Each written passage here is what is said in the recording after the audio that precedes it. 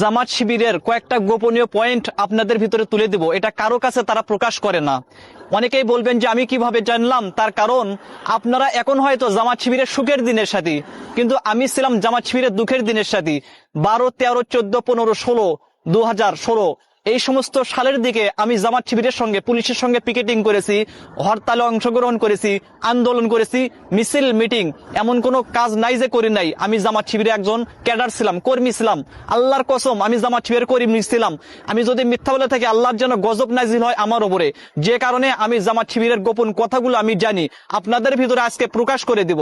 Point number 1, Jamaat Shibir ক্ষমতার লোভে যে কোনো কাজ করতে পারে, যে কোনো গুনাহের কাজ, শিরকি, বেদাতি, কবিরা, সগীরা, জিনা, ব্যভিচার, যে কোনো কাজ তারা করতে পারে ক্ষমতার লোভে।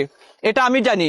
তার কারণ, তার প্রমাণ আপনাদেরকে দেই। ডক্টর শফিকুর রহমান, আগে তারাই ফতোয়া দিয়েছে, মিজানুর রহমান আজহারি, আমির হামজা, তারাই ফতোয়া দিয়েছে যে মৃত্যু মানুষের সম্পর্কে যে কোনো কিছু করা, ফুল দেওয়া, স্মরণ করা, এটা শিরক।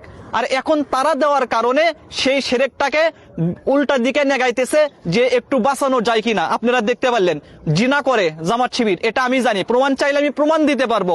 জিনা গুনাহ তারা করে, কবিরা গুনাহ তারা করে। আফসোস, জিনা কবিরা গুনাহ তারা করে। এখন আমি বলবো 2 নাম্বার যে কারণ, 2 নাম্বার কারণ হইল যে জামাত শিবির ক্ষমতার লোভে, ক্ষমতা পাওয়ার লোভে যে কোনো ধর্মের সাথে, মুসলিম, বৌদ্ধ, খ্রিস্টান, হিন্দু, যে কোনো ধর্মের সাথে তাদের সঙ্গে তাদের মতন করে চাল চলন, পোশাক, আচার আচরণ তাদের মতন করে তাদের সামনে উপস্থাপন করে, যাতে তারা মনে করে যে এরা তো শুধু নামের মুসলমান আর সবকিছু আমাদের মতন। এটা তাদের ভিতরে আছে। কেন? ক্ষমতার লোভে।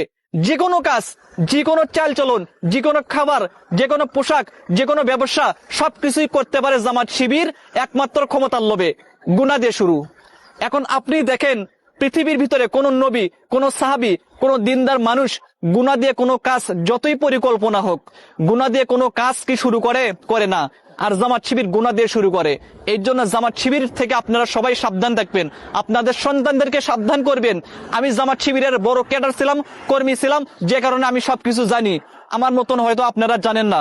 আশা করছি বুঝে থাকলে বুঝবেন।